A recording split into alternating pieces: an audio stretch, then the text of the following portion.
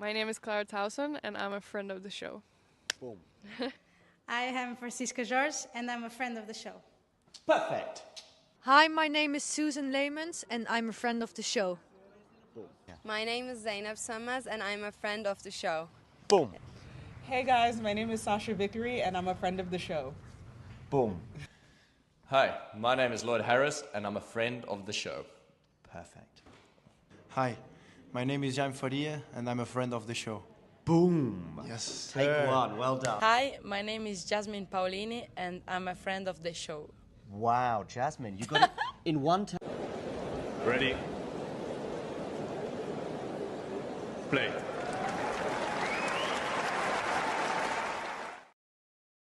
Good day, folks. It is the end of day 8 at the Australian Open 2025. I hope you enjoyed that video of John flirting with all the tennis players.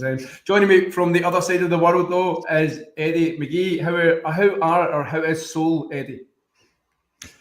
It's pretty fine here, just a bit cold, that's all. It's winter here as well, so it's about 4 degrees or whatever now. I can't believe, as a Scotsman on the other side of the world, talking to a Scotsman in Scotland, you're complaining about the cold. How is the Australian Open viewing experience over there? Obviously, you'll be more aligned on the time frame. So, are you just kind of similar to the way the day goes? Yeah, so this is the slam that's basically the same time zone. It's only 2 hours difference from Seoul to Melbourne at the moment. So yeah, basically breakfast time, 9:30, play kicks off, and then the match. I mean, just now it's finished a bit early today, but just after 8 p.m. So that's pretty much ideal, to be honest. I mean, if you want to, especially on a weekend, you get to see all the matches at reasonable times, and so it's all good. yeah, much better than us over here, who have to get some sleep at some point, and if you wake up early enough, can you properly get what's going on. But I did that today. I managed to catch a bit of tennis, but that's the reason why we got you here, Eddie, to keep us up to date with what's just happened. It's been an interesting day. Quarterfinals have been set. The stage has been set for some big matches. I think what we'll do is, if you're happy to, Eddie, we'll start with the ladies. And Coco Gauff. So Coco Gauff, the first quarterfinal was set, and Coco Gauff came back from a set down, 5-7, 6-2, 6-1. Against Belinda Bencic. Did you watch that match? What did you think? What happened? How did she fight back?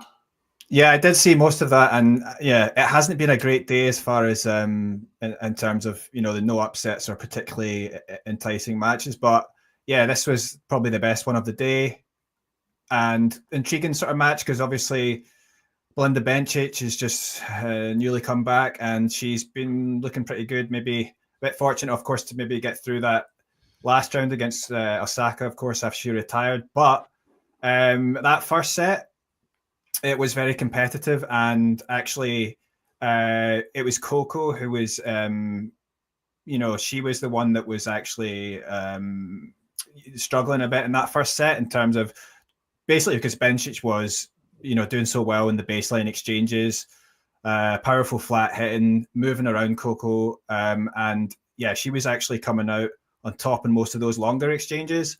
And she actually had a chance to, I think, serve for the first set at 5-4. She was serving, and then Coco broke back, and she actually stepped up and sort of, got into her service game on return, which she hadn't really been doing so much. She was sort of really struggling actually on the Bencic serve, but she managed to break back. But then she couldn't actually hold on herself, and actually when it got, I think it was at deuce, and she hit 2 double faults, Coco Gauff, and which was a bit unfortunate, obviously, because it had been so close, and she sort of just gave that away. And then she did put a pretty good effort in the final game of that set where Bencic was serving it out. I think it got to 40-30, but Bencic did manage to close it out in the end. And yeah, Coco Gauff, she did start to get more aggressive from then, but it was just too little too late in that set. So at that point, you're thinking, with those double faults, is she going to regret it, Coco? And then, unfortunately for her, and then going into the second set, she actually got the break early. And yeah, she stepped up that aggression.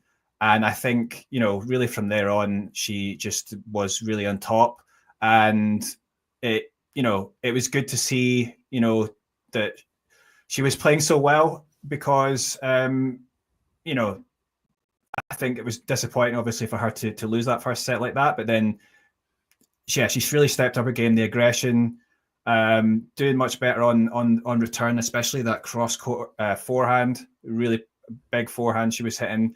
And then, even in the rallies, she was starting to come out on top and going big and aggressive. And just her athleticism, she was starting to show that. Some crazy, gets cross-court passes on the backhand side, but then also on the forehand side. I mean, she's so good when she's able to display that athleticism, and it's won her some key points there. And I think after that, she takes the second set, and Bencic was starting to struggle a little bit. I mean, obviously some credit really has to go to Coco Gauff for the way she sort of stepped up, and that final set ended up being 6-1 as well to Coco, and impressive for her to be able to turn around like that and show that she can.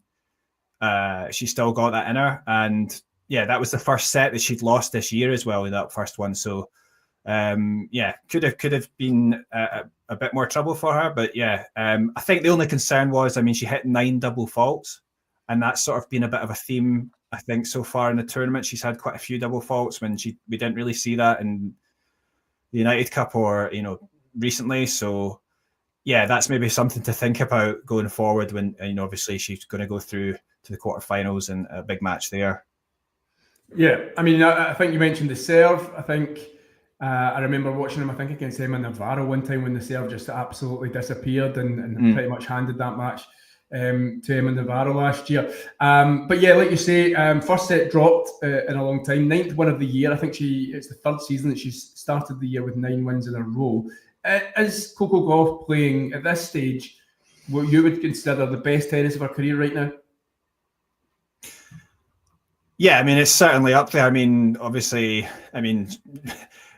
you could maybe argue that the week when the 2 weeks when she won her the slam in the US, and that's but I think winning the WTA finals and then winning all her matches, United Cup, and doing it without dropping a set. I mean, it's really impressive, and I think just being able to.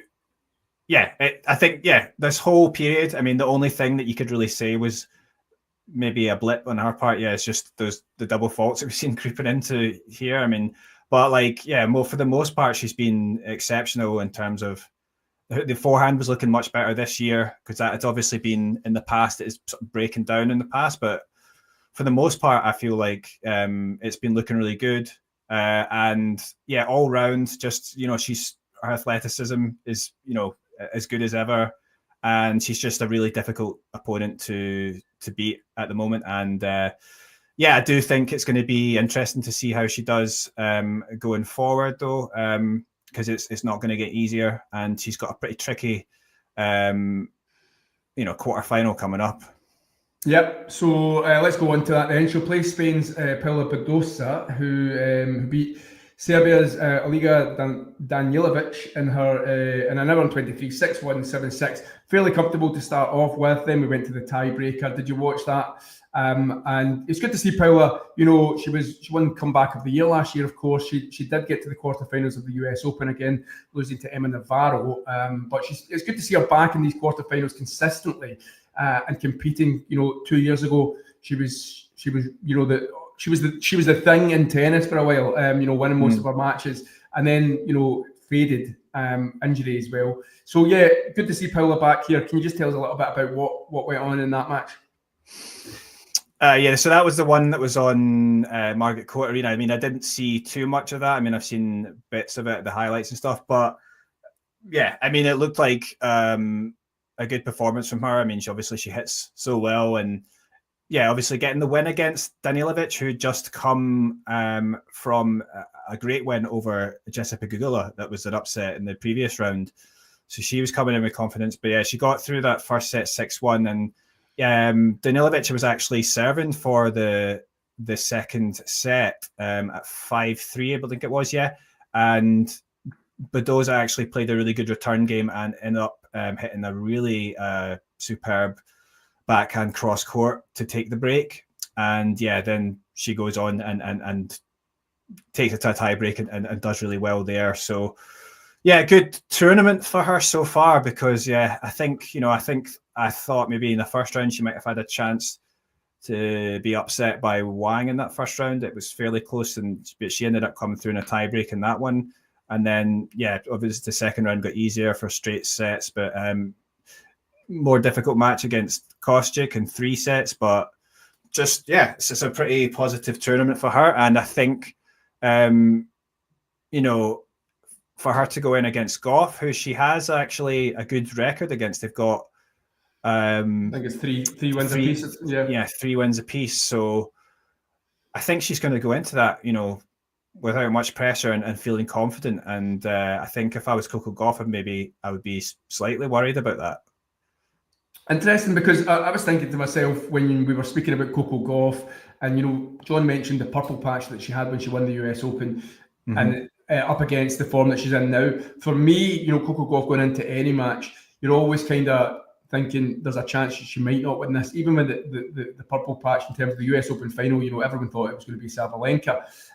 But with this now, I just see a new kind of Gauff who seems more confident. She mentioned on to Jelena Dokic in the post-match interview about the fight that she's kind of got these days, in terms of she used to be a player who, if she lost the first set, 9 times out of 10 she was losing the match. But these days, I think Jelena Dokic gave her a stat that out of the last 9 3-setters, she's won 8 of them.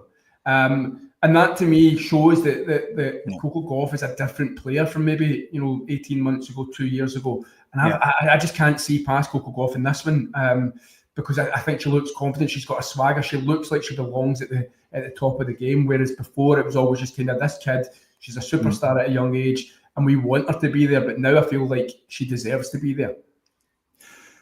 Yeah, I really agree with that. It started at the WTA finals where, in the final as well, she came back from a set down to beat Zhang in that final. That was a great match, and she sort of carried that over into this year. And yeah, again, she went down that set, but it was maybe just a bit concerning for me the way that set, the way she let it slip today.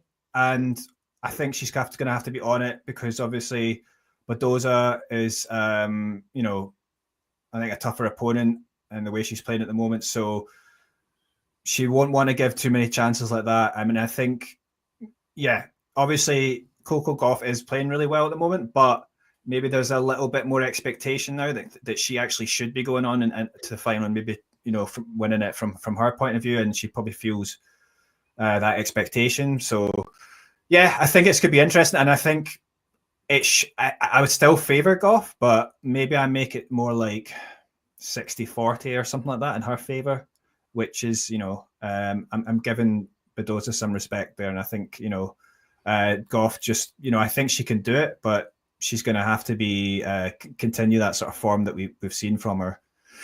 Yeah. So if I'm pushing you for a prediction, then what I'm taking from what you're saying there, Eddie boy, is you're going Coco Gauff in maybe 3 sets.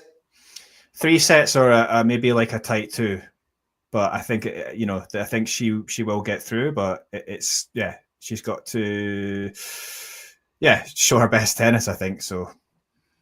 Okay. Well, do you know what? Just to keep it interesting, I know what I've said. In fact, no, I'll go Coco Gauff straight sets. I was about to just go Paolo Badosa for the sake of it, but I thought, I've just contradicted my whole spiel about Coco Gauff being confident. So I think John's saying, we didn't get a chance to see it, so people can update us. But I think, as John's saying in the chat, that Novak Djokovic didn't really do much of a post-match interview. I don't know if that's what he's saying. But anyway, we'll come back to that. You guys can let us know, because we've got plenty to get through. Let's move on to 2-time and defending champion Aryna Sabalenka.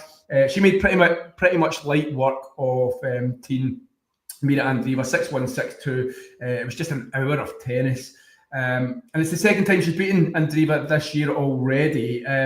She's looking pretty imperious, isn't she?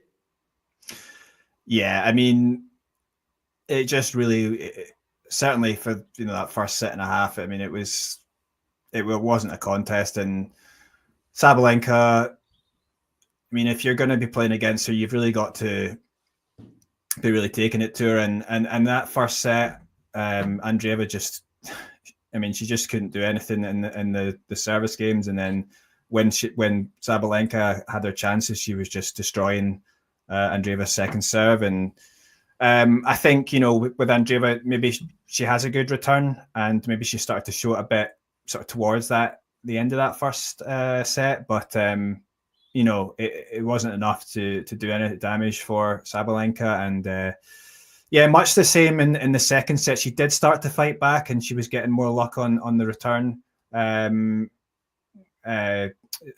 But ultimately, it was just so difficult for her, because Sabalenka, she just, you know, the great serve and then the 1-2.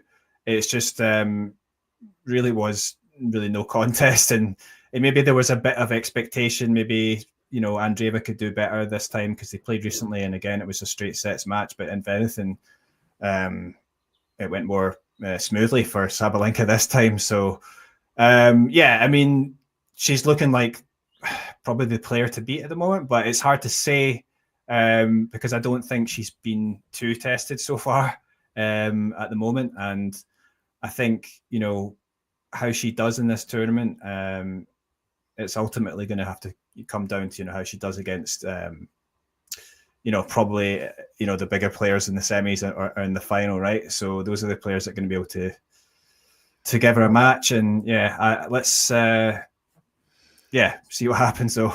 Well, it sounds like that quarter-final is already in the bag because she will face Anastasia Pavlyuchenkova, who took out Donna Vekic 7-6, 6-love. And of course, Arena holds a 2-0 record over her. So does Pavlyuchenkova have any hope, any chance of, you know, hurting her at all in you know, the baseline rallies, the guile of the short game? Well, I mean, she does have that 2-1 record over her, but I mean, the last match they played, I think, was back in 2021, which is some time ago now. Which was the last match, I think, was on clay as well, the French Open. So, I mean, a lot of has happened since then. I think the only time they played in hard court was 2019. So, yeah, just going on the way that Sabalenka is playing now, I think it's going to be a really tough ask. I mean, Pavlyuchenkova, though, I suppose she's had a pretty good tournament. And I mean, she's been, and she's done well here in the past. I think she's been in the quarterfinals 4 times and before. And so, yeah, this time, I'm not expecting her to get further against Sabalenka, but I mean, yeah, maybe she had as I understand, I didn't see all of the game, the match against Vekic. She came through that first set in a tie-break, but I think Vekic was struggling with an injury. Yeah. And of course, Pavlyuchenkova took that, and, you know, she took the bagel. I mean, she took that third round, didn't she? She got in straight sets against Laura Siegemund, who knocked out Zhang. She got the upset. And I thought maybe in the first round, Pavlyuchenkova, she might have had a loss there as a potential upset against Yuan, but she came through that one in straight sets. So tricky one. I think I saw some of that. There was in that third set, I think she might have had to break back. But yeah, I think ultimately, yeah, she's playing well. And although she's got that record against Sabalenka, it would have to take a performance that, yeah, something special from her to be able to get past. And I think that Sabalenka will still be able to get through, and probably in straight sets. But we'll have to wait and see. Yeah. I'm loving the head-to-head picture on the WTA website. Every other player's got like a posed photograph, and she looks like she's got her Instagram profile picture on it. Yeah. So there you go, and that's what John's just saying as well. So she looks like she's on a beach somewhere. But yeah, but like you say, it's amazing. It always amazes me how just the domino effect of tennis. You know, Pavlyuchenkova, Quinlan's Zhang takes out. Who did you say who took out the first round again? She got taken out by Laura Siegemund. Sorry, yeah. And then it just opens up the draw for the top seeds until, you know, that semi-final. So yeah, I can't see past Sabalenka. She loves it over in Oz. So I think I'll go Sabalenka straight sets on that one. What do you think? Yeah, for sure. I mean, maybe Pavlyuchenkova could make more of a match of it than Draper did, but ultimately, I'm just going to expect a fairly straightforward win for Sabalenka in straight sets. And yeah, I think Pavlyuchenkova talked as well. She's been finding the sort of conditions, I think, a little bit difficult. So obviously for Sabalenka so far, she's been. I don't think she's been struggling. So yeah, I think straight sets is just the most reasonable prediction there, to be honest. Just let me ask you that, because obviously we had Swiatek beating Emma Raducanu pretty comfortably yesterday. How important is it for these top players, with the aim, these guys who actually have a realistic aim to win these titles, is to have at least maybe one or two of these matches where they can just kind of sail through in round about an hour for the because it's a marathon, not a sprint, isn't it? Yeah, and I do think that is important. I mean, people say, well, it's maybe better to have some matches where you're tested, and I can sort of understand that. But for these players, I don't think that's true. When you're at the top of the game, like these players, I think for them to go in fresh into these latter stages is such a help for them. And I think when it comes down to it, when they get into these matches, the adrenaline gets pumping. I think it's going to be fine for them. And yeah, certainly for Sabalenka, I don't really see her having much trouble getting through, to the semi-final. And then, yeah, we could talk about Coco and as well. But I mean, yeah, I think Coco had a little bit of a test today, and she got through it really well. And from that point of view, and in the end, it wasn't such such a hard match. So. Yeah, for Coco, yeah, she's had that little bit of a blip, but yeah, she came through really strongly, and yeah, all bodes well, I think, for her going into this latter part of the tournament. Yeah, absolutely. Good. Well, so we've picked our winners for those two quarterfinals. Of course, the other two will be set through the night for me and tomorrow for yourself. Let's move on to the men's, if you're happy to. I think we'll probably start with Carlitos and Jack Draper. A retirement from Jack, of course. He's been playing 3 5-set matches in the first 3 rounds, which isn't the best prep to take on Carlos Alcaraz on a hard court. But still, Jack will be finding that one tough because he is such a competitor and fighter. I assume that was the kind of main focus, because it was probably the most mouth-watering tie of the day. So did you manage to catch it? Yeah, I did. And yeah, obviously disappointing because, yeah, Jack just retired after that second set. Which it was the score at 7-5, 6-1.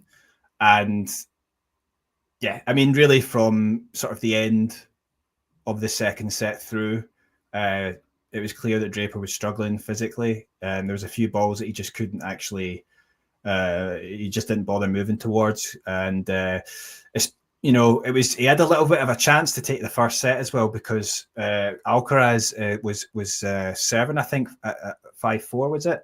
And then Draper broke back at that point. Actually, it was a little bit of a sloppy set there from game there from Alcaraz, but then Alcaraz stepped up in the return game, and I think it was just showing his athleticism, was a brilliant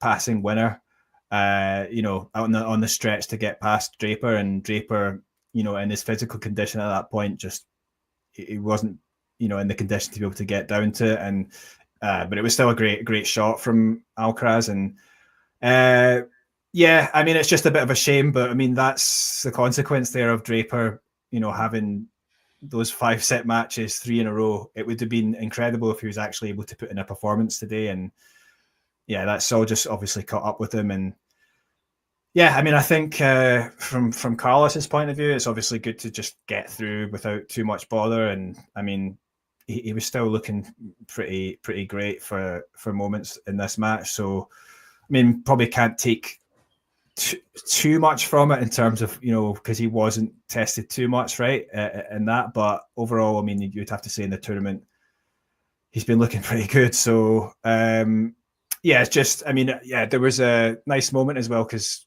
Carlos was saying, I think he wrote in the camera like, hope you're doing all right. What was it? I hope you get to. Deserved. You didn't. I hope you get to where you deserved. There it's there on the screen. Yeah, the grammar wasn't the best, but he's obviously English, isn't he? First, because I think he was talking about deserved as in past tense, and I think he meant deserve it. I hope you get what you deserve, or something. Yeah, yeah. He thinks that he sees him as sort of top 10 player, and up there, and yeah, I think they're obviously friends. I mean, I know that Draper talked about that in previous press conferences, saying that they're close and stuff like that. So I mean, they're obviously similar sort of age, and yeah, I mean, perhaps if Jack was fresh, he might have been able to make something of it. He had that win at Queen's, right? But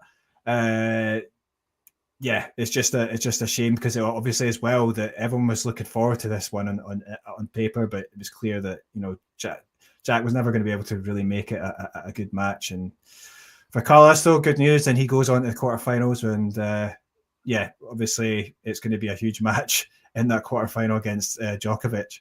Yeah, we will talk slightly about that, but the actual prediction and the preview of the match we'll do in other shows. But yeah, I mean the Djokovic match was probably the one when the draw is made.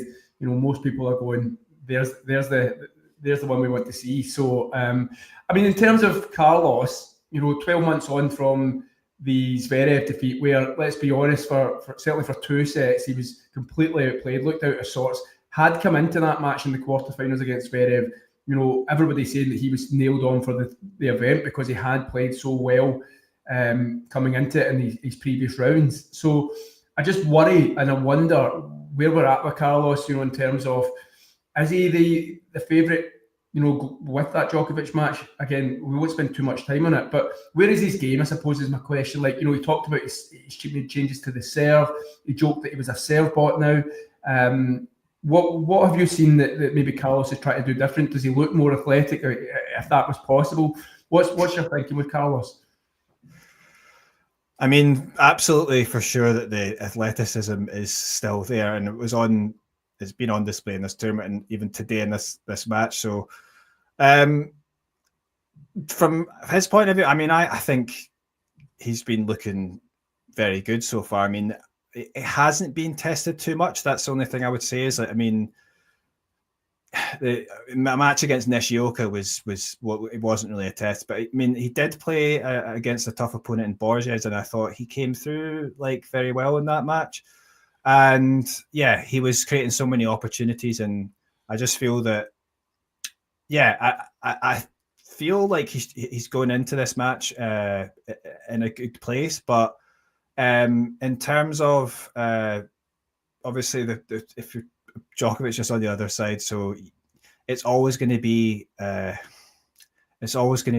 match, a difficult match, I think. And I think obviously we could talk about obviously Djokovic's match that he played today, but I mean, from his point of view, Djokovic, I mean, I think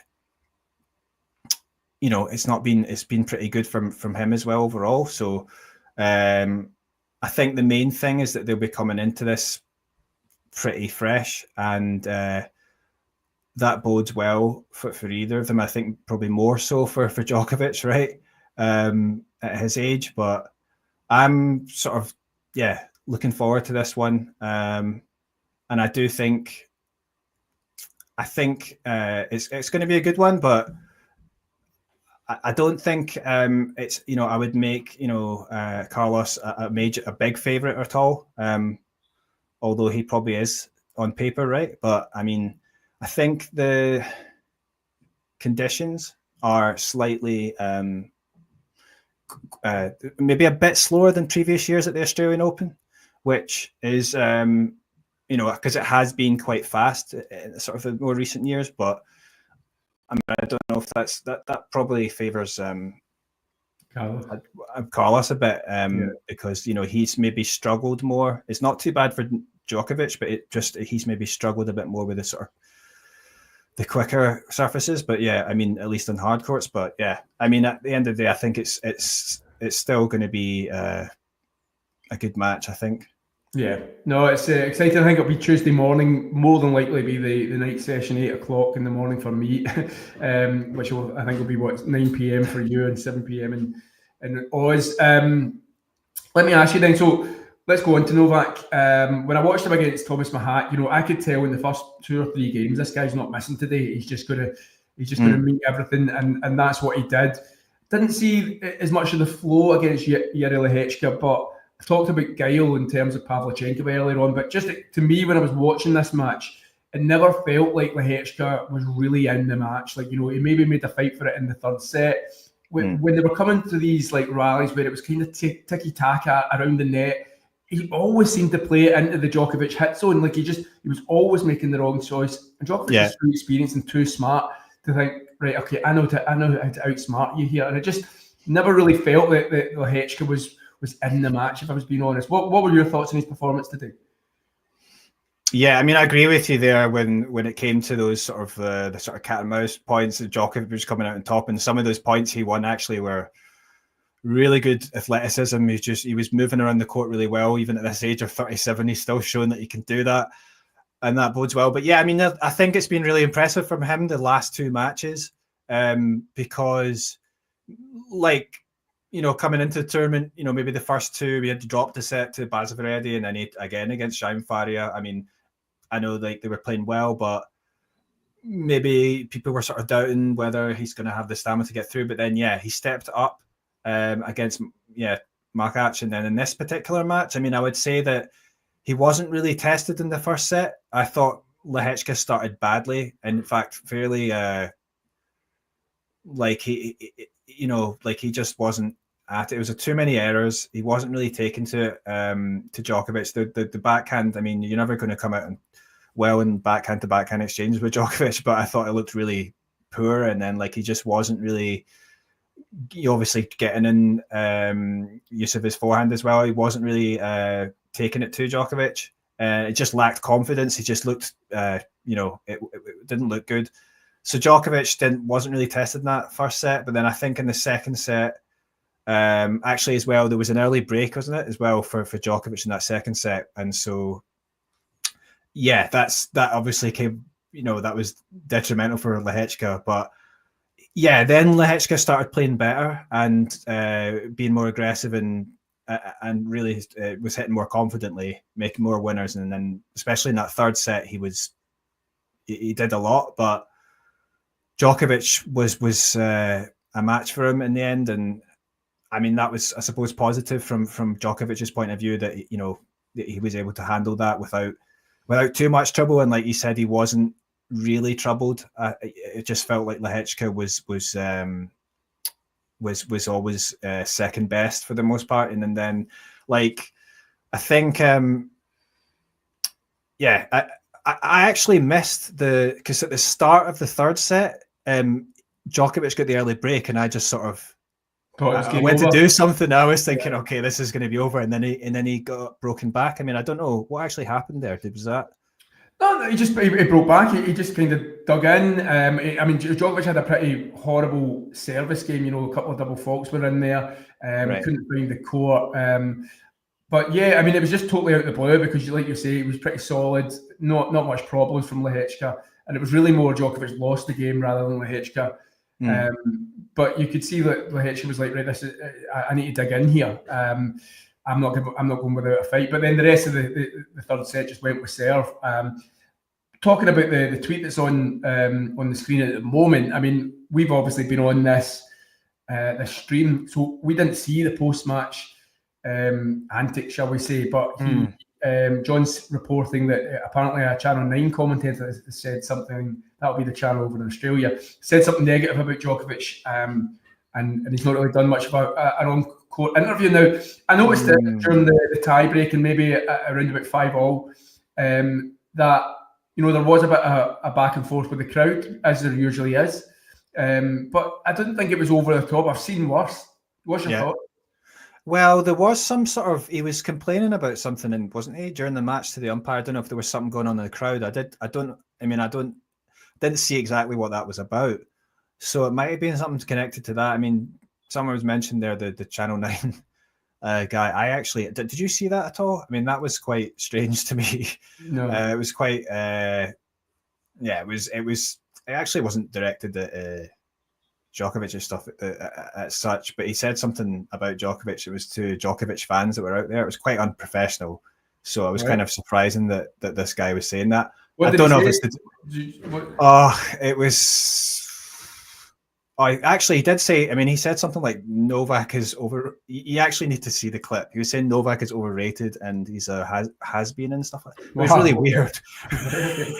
I mean, you need to see the clip itself. It was actually quite bad, but just like unprofessional. And he was trying to do it to sort of wind up the Serbian fans, but they couldn't hear him, so he thought this was funny, and it was quite I don't know. It's not something I would expect to see on TV, right? So I don't know. Maybe he was annoyed with that. I don't know.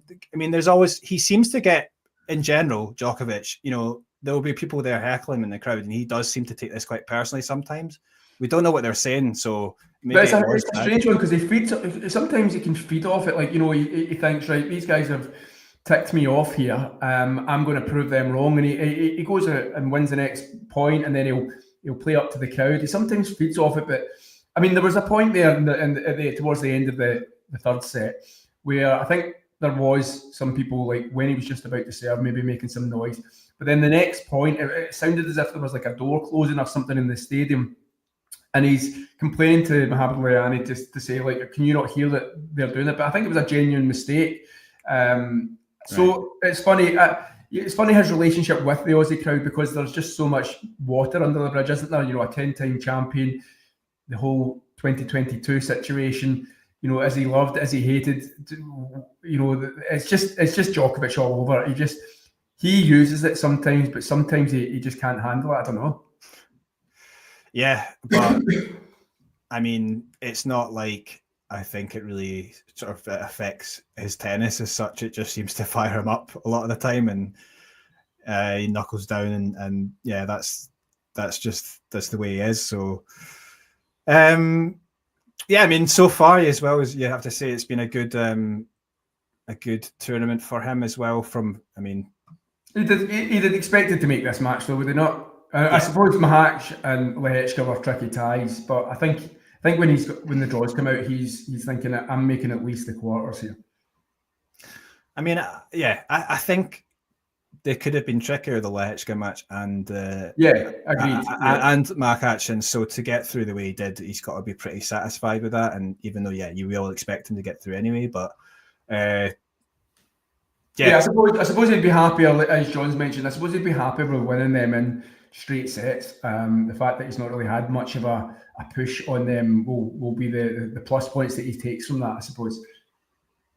Yeah, for sure. I think there were potential, if not like banana skins in terms of losing it, there were potentially ones that could have gone long, I think. But I think just Lehechka sort of maybe disappointed a little bit, and Mahach, I thought Djokovic was just a really good performance to sort of snuff him out there. So, I think he's got to be happy about that. And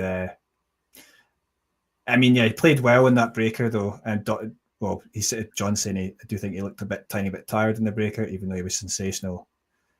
Just the whole point was that, as John mentioned, not to go to the 4 sets.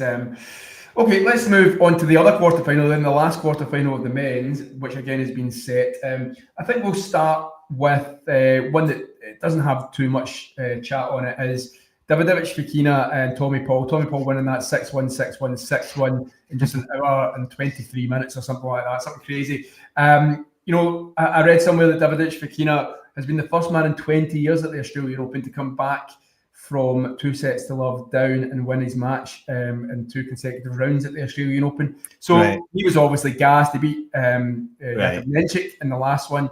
He's obviously gassed. I don't suppose, did you see any of this when it was quick and done?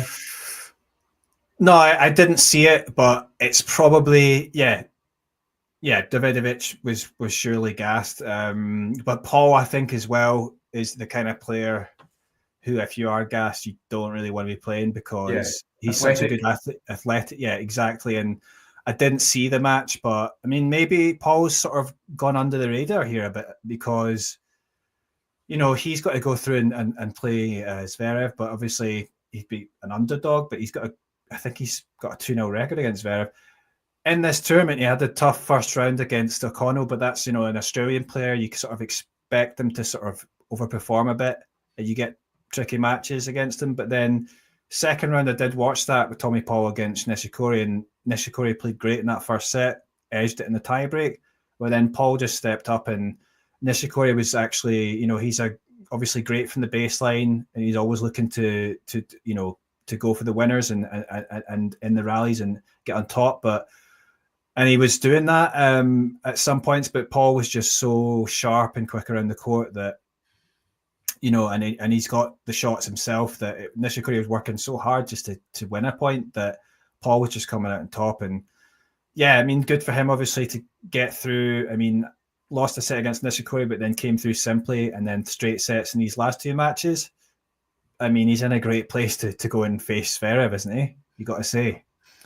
Yeah, I mean, it'll certainly be Zverev's toughest challenge, which I thought Ugo Humbert was going to give him, considering their match at the tail end of last year in Paris. But let's move on to that one. Zverev, again, is kind of, he's had some tough matches, but all the focus seems to have been elsewhere. I heard somebody in commentary say, in the commentary in Eurosport over here, say that match today was like a golfer, playing a great first round of 65 shooting, and then having a terrible day on the Friday, because the second set, I mean, I actually switched this over. I started watching Zverev. He just pummeled Ugo Humbert in the first set, and I thought, this one's done.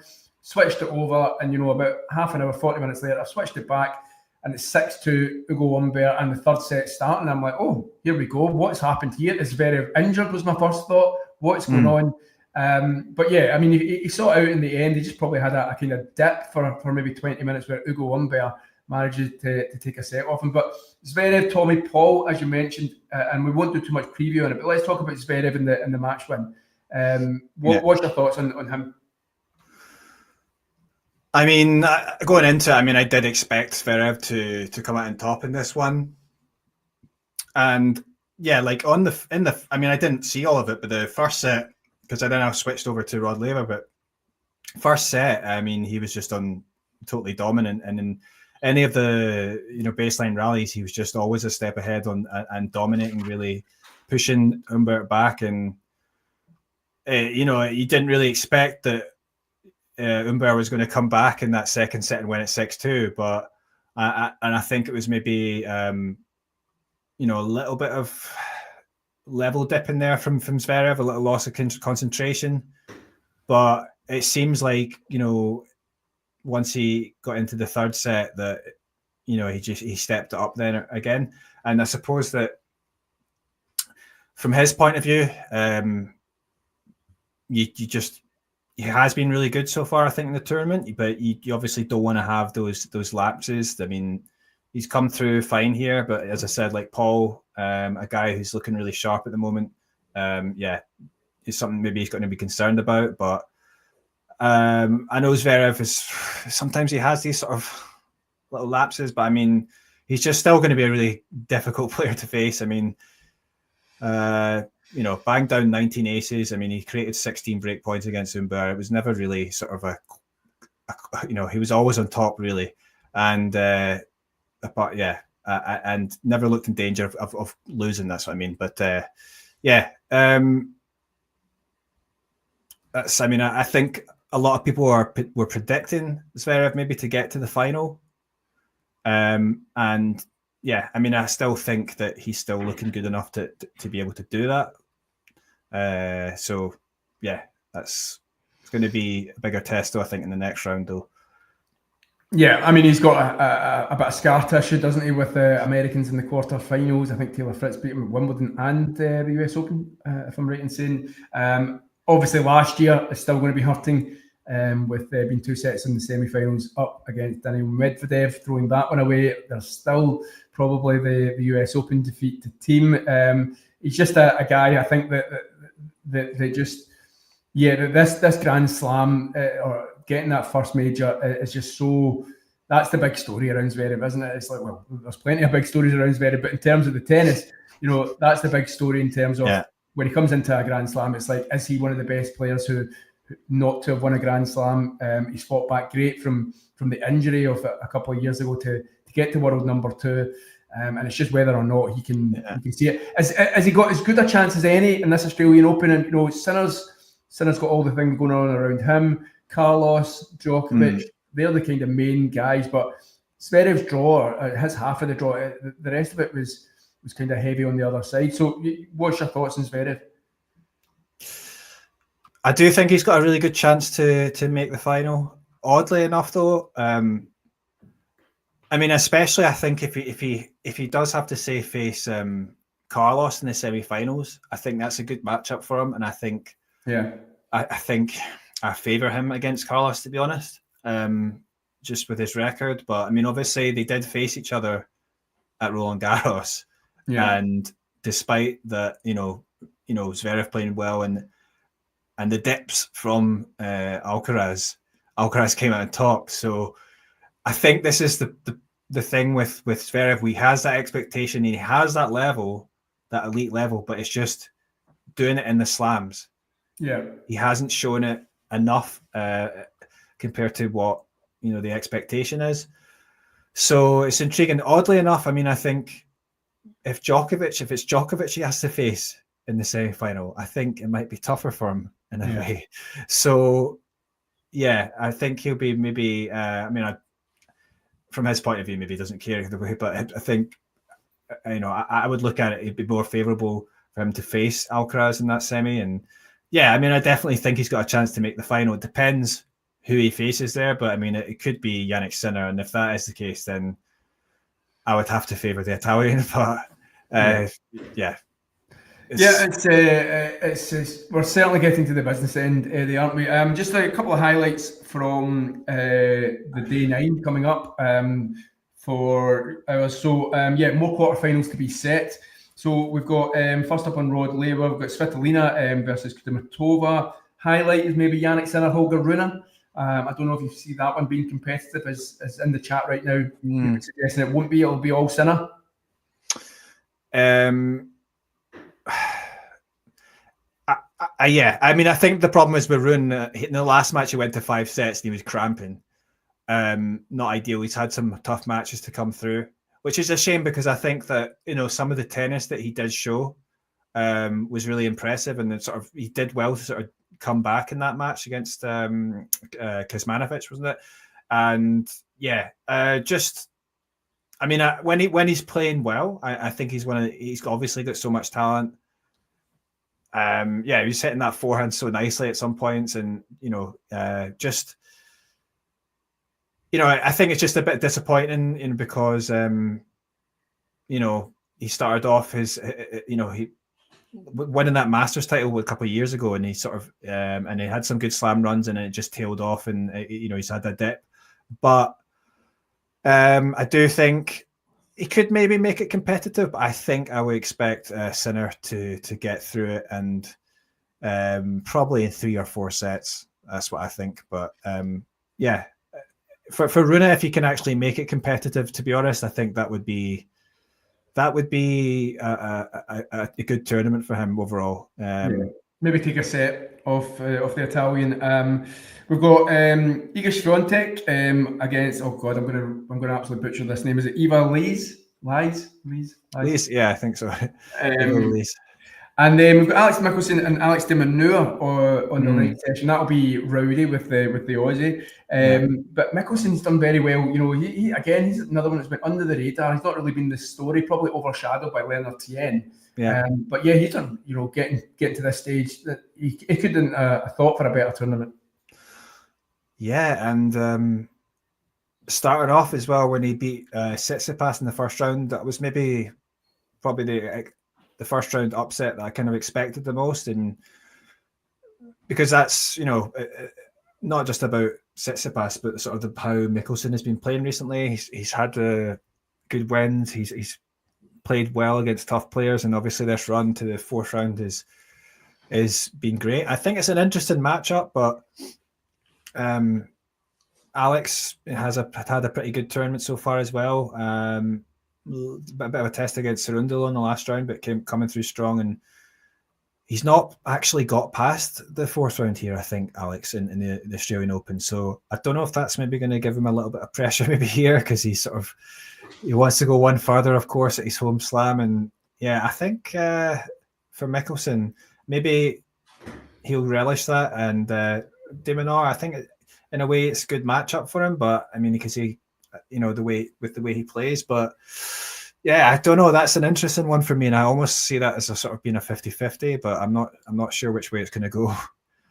Well, the Aussies will obviously be hoping for de Minaur. Elsewhere, Margaret Court, we've got Elena Rybakina, Madison Keys, Gail Monfils, probably the big story of the first week. Ben Shelton, can Monfils continue to shock everybody and beat the American?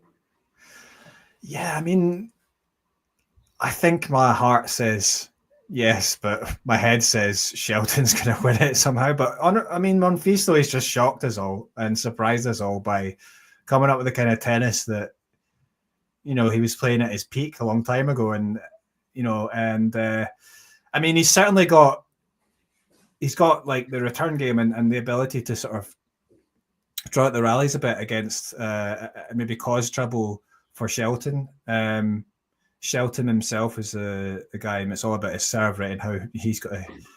But so if you can disrupt that a bit, then maybe he could do it. So yeah, interesting one again. So, but yeah, I think Shelton is maybe my pick to get through that, to get the semis, I think. But yeah.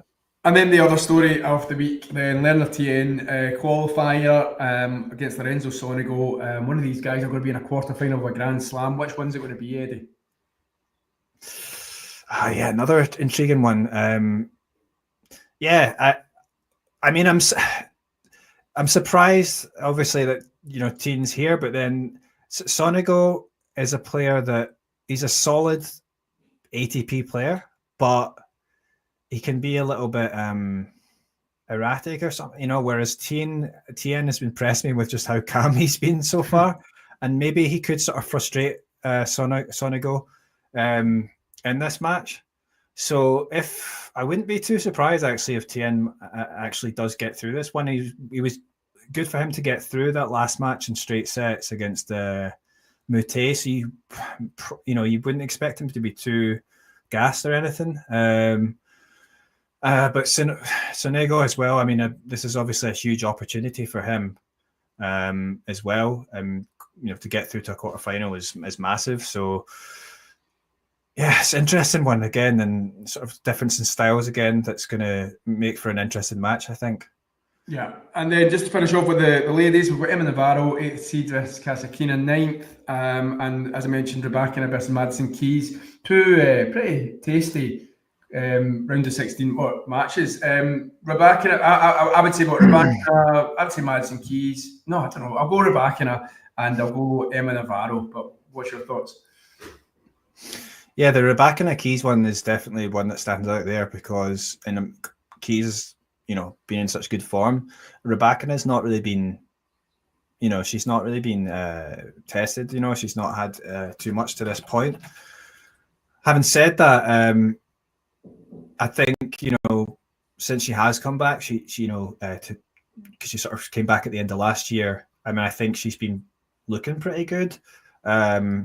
But the problem, there was a slight concern because she had an injury, I think, Rybakina. She was saying that, she felt sometimes, I'm not sure if it's serious or not. So that's the only thing that, would maybe count against her, I think. So that could be a factor. So, yeah, I mean, if that wasn't the case, I would maybe be favouring her. But if that, if that comes into play, perhaps Keys is the one, given how she's played so far, that, and, it would be a huge moment for her. I think she's going to be really up for it.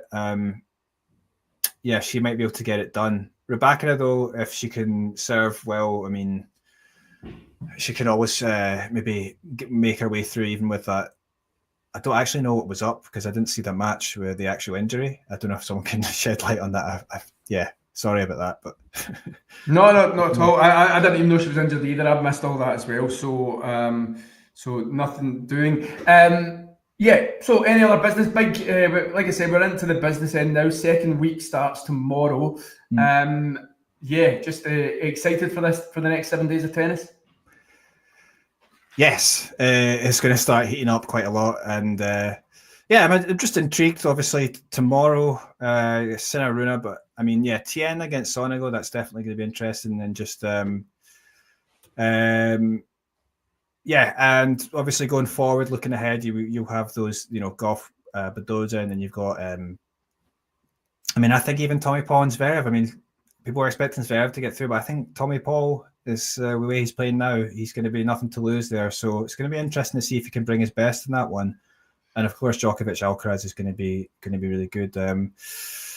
Yeah, I mean, there's obviously doubles going on as well. We tend not to talk too much about that.